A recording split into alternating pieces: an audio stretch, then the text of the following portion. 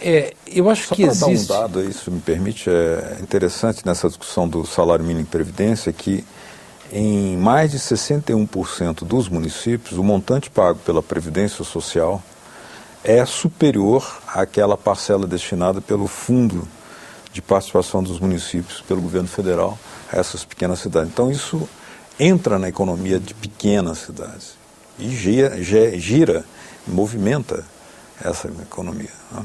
Praticamente garante a sobrevivência, né, até das atividades econômicas do local. Porque na suposição de um atraso, por exemplo, no pagamento desses benefícios, a atividade econômica praticamente cessa. Alguns estabelecimentos deixam ou deixariam de funcionar. É preciso também, há outros estudos muito ilustrativos que demonstram, por exemplo, uma considerável proporção de famílias em que o benefício da Previdência é a principal fonte de renda. E é através do benefício da Previdência que os velhinhos, por exemplo, mantêm, ou pelo menos ajudam a manter a sua família, os seus filhos e os seus netos. Professor Clóvis, o DIEESE é conhecido, entre tantas atividades que faz, muito qualificadas, respeitadas, por também fazer uma projeção de qual deveria ser o salário mínimo verdadeiro, quanto deveria valer para realmente dar conta de sustentar uma família nos em seus direitos mínimos necessários, né? Esse valor estaria hoje em 2.222, se não estou enganado, é isso? Claro que amanhã pode até ser outro. O senhor me disse que está para ser anunciado um novo valor em breve. E diante do número que nós temos, fica sempre um descompasso, assim, quando será que nós teremos uma realidade estatística aí para valer do salário mínimo? Esse cálculo que nós fazemos, que o último dado divulgado é justamente esse, né, de um salário mínimo necessário de 2.222, corresponde a uma tentativa de estimar o quanto seria um valor correspondente àquilo que está definido na Constituição. A Constituição define que todo trabalhador no Brasil tem direito a um salário mínimo que lhe dê condições de alimentação, moradia, transporte, higiene, lazer, educação, saúde, previdência social, mais algum item que eu possa estar esquecendo aqui. Esse cálculo é feito pelo DIEESE desde a década de 70 e é uma tentativa de acompanhar e fazer um chamamento às autoridades no sentido de justamente pensar uma política de salário mínimo que corresponda àquilo que está na lei, né? na lei maior. E nós vimos ao longo desse tempo todo grandes oscilações. Nós tivemos uma certa ocasião em que o salário mínimo necessário era superior a 10 vezes o salário mínimo de fato no Brasil. Essa relação veio caindo justamente em função dessa política de recuperação do valor do mínimo executada desde o início da década. Então hoje nós estamos aí numa relação de 4,4 vezes, que é um número, digamos assim, hoje equivalente ao que nós tínhamos na década de 80, final da década de 80, nós tínhamos mais ou menos isso. Então, é claro que no início da história do salário mínimo, o necessário era mais ou menos 1,4 vezes o real. Né? Isso tudo para dizer o seguinte, olha, o Brasil é um país que tem recursos, tem uma estrutura econômica capaz de oferecer à população uma renda mínima muito maior do que a que nós temos. É claro que isso precisa ser enquadrado dentro de uma projeção do desenvolvimento econômico com uma série de políticas que dê sustentação, né, a um mínimo mais elevado. E por isso é interessante essa política que temos em vigor, no sentido de que ela aponta uma trajetória crescente que dá tempo também à economia se adaptar a um nível de rendimento maior, né, não gera um impacto abrupto, faz o mínimo crescer junto com a economia, né, e com isso produz um cenário, digamos, muito mais previsível. Então ela é uma política bem interessante, permite fazer esse ajuste para um nível de renda mais elevado, onde a gente tenha não só o cumprimento da lei, mas de fato certos problemas sociais e de renda sanados, né, como esse, por exemplo, da extrema pobreza que ainda existe no Brasil, ou mesmo da pobreza não extrema, mas ainda assim, né, essa tem sido a nosso alerta, e esse indicador ele é muito interessante justamente por isso. Se de um lado nós temos aí a exasperação de alguns administradores públicos, prefeitos ou governadores, diante da realidade que lhes pode tirar o sono, de outro lado nós temos a argumentação dos centrais sindicais e de setores que acompanham, né, mostrando que a dinamização da economia via salário mínimo gera emprego, aumenta a produção e tal, e aumenta a participação do trabalho, do salário na renda nacional, que é um fator muito importante que tem acontecido, né? Ainda longe do ideal, talvez, mas tem acontecido.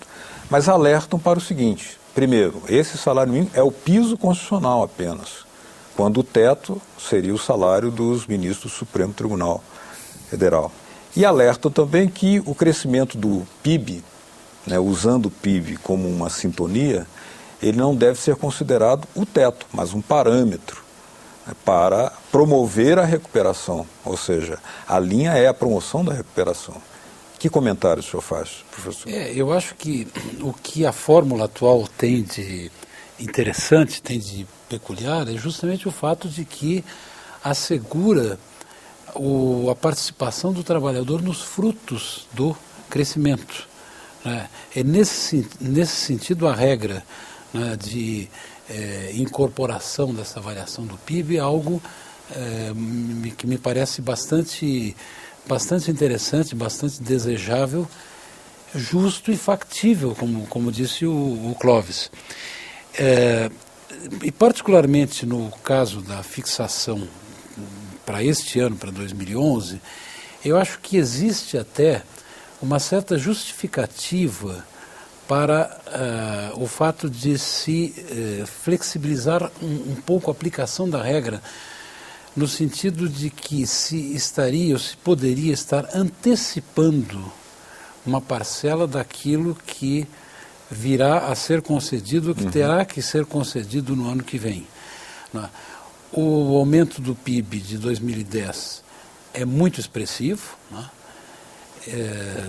Teremos aí algo em torno de 7,5%, talvez até um pouco mais do que 7,5%, que seria um aumento muito significativo de uma só vez, concedido de uma só vez no início de 2012.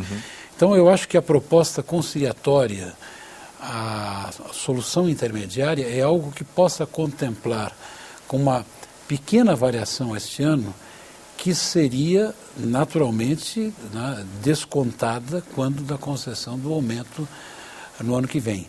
E manteria, vamos dizer assim, essa lógica, essa trajetória de concessão de aumentos reais, ou seja, de melhoria progressiva, gradual, né, à remuneração dos trabalhadores. Eu acho que a economia pode perfeitamente absorver isso aí, eu acho que o Estado também.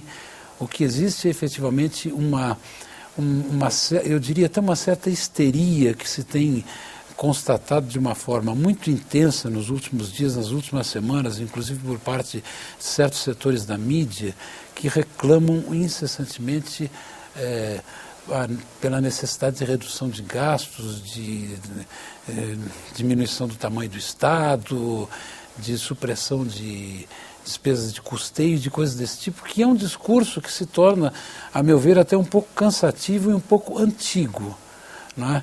É bem verdade que a situação das finanças hoje, a situação, enfim, a participação do Estado hoje na realização das despesas públicas, ela não se dará com a mesma intensidade com que se deu durante a crise econômica, né?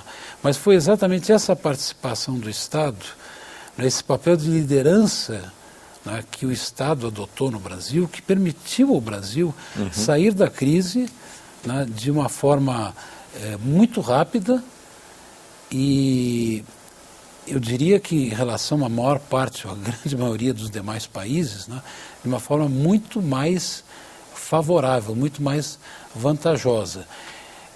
Então eu acho que se tem que ter muito cuidado em relação a esse tipo de discurso, porque inclusive ele demoniza, por exemplo, a realização de certas despesas que, na realidade, são essenciais ao Estado, mas que passaram a ser consideradas como de má qualidade, né? E particularmente as despesas de custeio. A impressão que se tem hoje, né, esquecendo-se de que o Estado, afinal de contas, é uma entidade de prestação de serviços, que toda despesa de custeio é uma despesa inútil, ou que não tem retorno para a sociedade, o que não pode ser feita.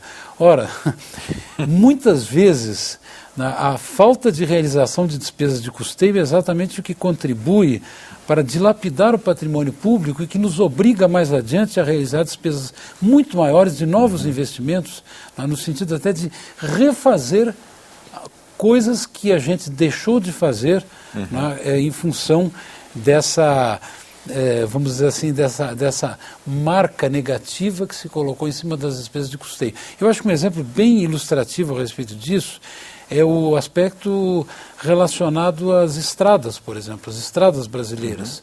A falta de manutenção das estradas é o que leva aqui, num período relativamente muito curto, elas se transformam em sucata. E praticamente novos investimentos têm que ser feitos exatamente porque não há mais nada a fazer em cima daquilo que foi praticamente dilapidado. Perfeito. Professor Scher, diante desse debate que está ocorrendo e diante de uma experiência, né, que para o Brasil ter pelo menos se recuperado mais rapidamente da crise internacional, foi indispensável alavancas que fortalecessem o mercado interno, entre elas o salário mínimo em recuperação. Diante do exposto da nossa experiência, é possível atender a reivindicação das centrais sindicais, chegar até 580, baseado inclusive que 2010 registrou uma elevação do PIB? Eu acho que sim, eu acho que esse debate, essa discussão em torno do valor do salário mínimo a partir de 2011 não está encerrado de maneira nenhuma, vai se dar ainda na sociedade e no Congresso, que vai examinar, né, o decreto e a legislação.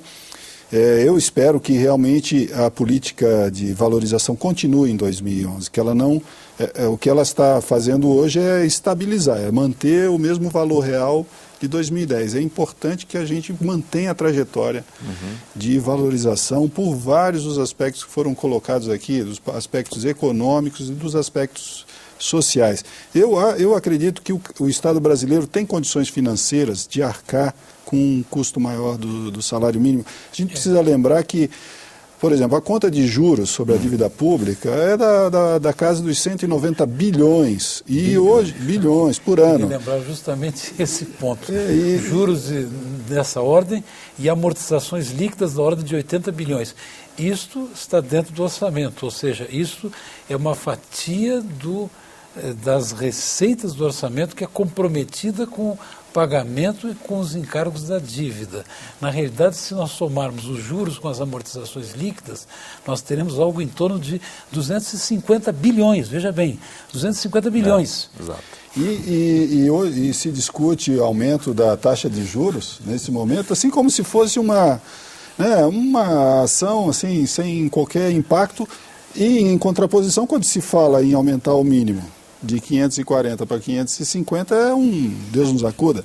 Quer dizer, então eu acho que a coisa tem que ser ponderada, é muito importante para a nossa sociedade manter essa trajetória de melhoria da qualidade de vida, e o salário mínimo é um direito fundamental que precisa ser garantido. Eu acho que a economia tem uma estrutura capaz de suportar um mínimo um pouquinho maior em termos reais, né? Esse debate vai ser feito, qual o valor, como que vai se dar, né? E mesmo a questão do financiamento da Seguridade, né? A gente sabe, os especialistas estão cansados de analisar as contas em detalhe e ver que a Seguridade Social como um todo ela é superavitária.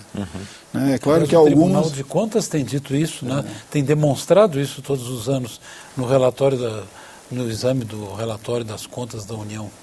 Mas apesar disso, que vem à tona normalmente, sobretudo em alguns segmentos midiáticos, é essa tese de que há um déficit.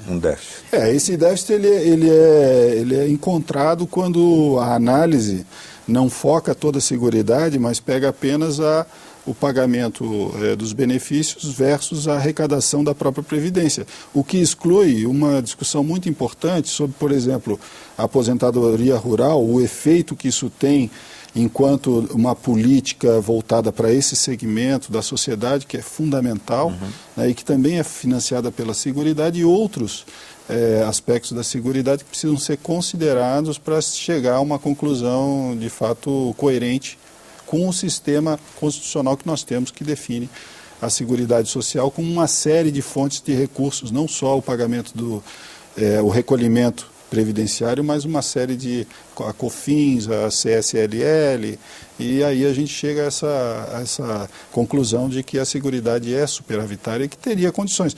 É evidentemente que isso precisa ser ponderado, os efeitos do mínimo sobre as contas públicas é um aspecto importante. No caso das prefeituras, por exemplo, o nosso estudo analisando os efeitos desse valor de R$540, nós constatamos que o impacto na média das prefeituras no Brasil é muito pequeno em termos de aumento do gasto com pessoal, é inferior a 1%. Tá? Então, ou seja, mesmo aí, se poderia avançar um pouquinho mais e considerar também o efeito de geração de impostos que um mínimo mais elevado causa em vários municípios, que a gente já comentou aqui, né? Então tem todo esse cenário. Eu sou otimista em achar que essa política vai se manter, abrindo essa flexibilização na aplicação da lei que é necessária para esse ano de 2011. Estamos já quase encerrando, um comentário rapidinho. Queria justamente aproveitar a ocasião para dizer que se comenta muito que cada real de aumento do salário mínimo provoca um aumento de 274 milhões nas contas públicas. Mas é interessante que você não vê divulgado, né? Não vê assim tão explicitado o quanto representa de aumento nas despesas orçamentárias de cada ponto percentual, de cada meio ponto percentual, de cada 0,1% de ponto percentual de aumento da Selic. Ou quantas pequenas empresas vão à falência por causa disso. Exatamente.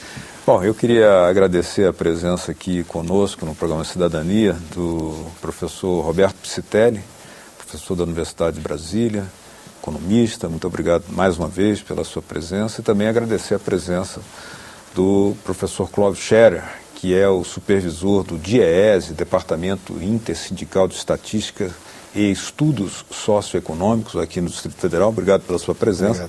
Esperamos contar mais uma vez, sempre que possível, que necessário, com a presença e com os seus esclarecimentos. Muito obrigado a todos. A vocês de casa que nos acompanharam, obrigado pela sua audiência. Se quiserem mandar alguma sugestão, dica ou crítica ao nosso programa, por que não? Aí na tela está uma forma de fazê-lo. www.senado.gov.br/TV. Muito obrigado mesmo pela sua audiência. Até o próximo Cidadania. Tchau.